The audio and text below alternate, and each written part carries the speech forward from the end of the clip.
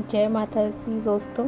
जो करवा चौथ के व्रत रखने वाली हैं, पहली बार या पहले से रखती आई हैं, उन सभी माताओं और बहनों को बहुत बहुत शुभकामनाएं।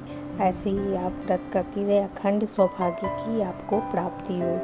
इसी के साथ मैं यहाँ पे वीडियो को शुरू कर रही हूँ। जो बहुत सारी महिलाएं या बहनें हैं जो इस दिन पीरियड मतलब कि मासिक धर्म से हो जाती हैं, पूरा साल इंतज़ार करने के बाद भी जब पीरियड आ जाता है तो उनको बहुत सारी दुविधा में रहती हैं।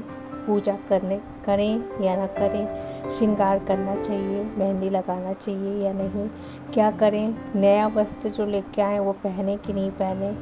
और ऐसी बहुत सारी बहनें या माताएं, उनको समझ में नहीं आता कि क्या करना चाहिए। दोस्तों, आज की वीडियो में मैं आपकी सारी शंकाओं को दूर करने वाली हूँ।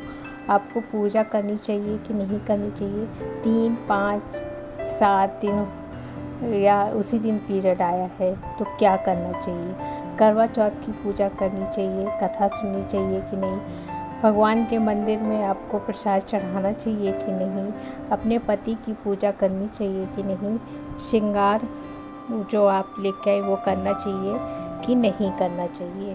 दोस्तों, सारे सवालों का जवाब मैं आपको यहाँ पे देने वाली हूँ।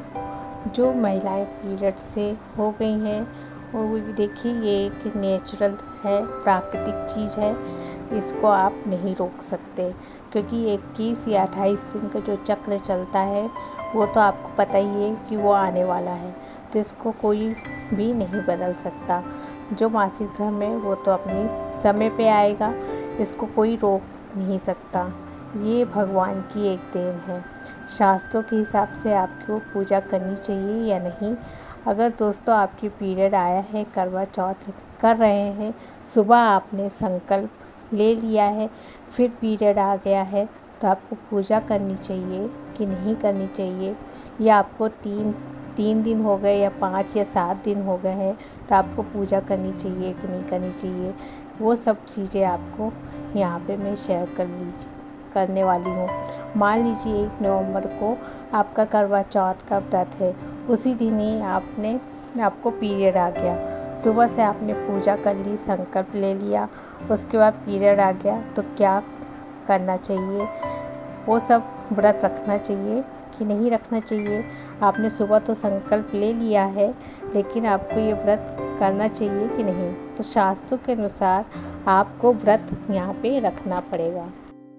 आप व्रत रख सकती हैं, लेकिन आप मंदिर के अंदर नहीं जा सकती, और मंदिर को आपको छूना भी नहीं है, और भगवान से आप थोड़ी दूरी बना के रखें। ऐसा माना जाता है कि भगवान पर आपकी परछाई भी नहीं पड़नी चाहिए, क्योंकि इस दौरान अपने पीरियड आया हुआ है तो भगवान से दूर रहनी चाहिए, अपनी परछाइयों से भी दूर रखना चाहिए। आपने सुबह व्रत शुरू कर दिया, शाम को कैलेंडर पूजा का सामान भी ले लिया, और मतलब कि प्रतिमाएं वगैरह भी रख ली, उनको आपको पूजा नहीं करनी चाहिए, लेकिन आपको अपने पति की पूजा करनी चाहिए। पति की पूजा श्रृंगार जरूर करें, आलता, सिंदूर, मेहंदी, बिंदी ये लगाना चाहिए कि नहीं लगाना चाहिए वो मैं आपको बता देती हूँ। आप श्रृंगार पूरा कर सकते हैं, लेकिन जो सिंदूरा जिससे आपकी शादी हुई थी, जिससे आपके पति ने आपकी मांग बढ़ा था, उस सिंदूरा से आपको सिंदूर नहीं लेना है। आजकल मार्केट में लिक्विड जो गीला सिंदूर आता है, आप उसको लगा सकती हैं, तो आप सिंदूरा से सिंदूर नहीं लेंगी। पीरियड के समय आपको पैरों में आलता भी नहीं लगाना चाहिए, क्योंकि ये बहुत ही शुभ माना जाता है, तो आपको आलता नहीं लगाना चाहिए। उसकी जगह आप मेहंदी लगा सकती हैं, और अपने नाखूनों में, पैरों के, हाथ में नेल पेंट भी लगा सकती हैं। आप नई साड़ियाँ लेके आई हैं, नई चूड़ियाँ लेके आई हैं, लेकिन आपको बहुत दुविधा हो रही है कि आपको ये सारी नई चीज़ें ग्रहण करना चाहिए कि नहीं करना चाहिए। तो शास्त्रों के अनुसार आपको नई चीज़ें जो आप लेके आई हैं वो आप ना पहने। आप पहले से आपके पास जो 1-2 बार पूजा में पहनी गई साड़ियाँ हैं, आप वो पहन लीजिए। और जो पहले से जो चूड़ियाँ हैं आप उसे पहन सकती हैं। नए चूड़ी और साड़ी का प्रयोग ना करें, क्योंकि बहुत सी माताओं या बहनों को बहुत दुविधा होती है कि क्या करें, पूरा साल इंतज़ार किया फिर ऐसा हो गया। होता तो है दोस्तों, लेकिन जो प्रकृति का जो नियम है, जो चला आ रहा है, उसको तो बदल नहीं सकते, वो तो अपने समय पे होगा ही। तो आप इसको थोड़ा सा ध्यान रखें, मानसिक रूप से पूजा कर सकते हैं। सूखा सिंदूर आप ना लगाएं। चंद्र भगवान को जो अर्घ्य देते हैं वो आप नहीं दे सकती हैं। जो माताएं बहनें समूह में पूजा कर, आपको पहले से पता रहता है कि आपकी कौन सी डेट है, आपकी पीरियड की अगर आपको पता है कि आज आने वाला है, तो आप सारी तैयारी करके पहले से ही रख लीजिए। जिनके साथ आप पूजा कर रही हैं, आप उनसे अपने सुहाग का सामान चढ़वा सकती हैं। सारा मतलब कि सारा पूजा का काम जिनके साथ आप कर रही हैं, अपनी जेठानी के साथ, अपनी देवरानी के साथ, अपनी सास के साथ या अपनी फ्रेंड्स के साथ, जिसके साथ भी आप यहाँ पे कर रही हैं, आप उनसे ये पूजा करवा सकती हैं। तो आपकी ये पूजा यहाँ पे माना जाएगा।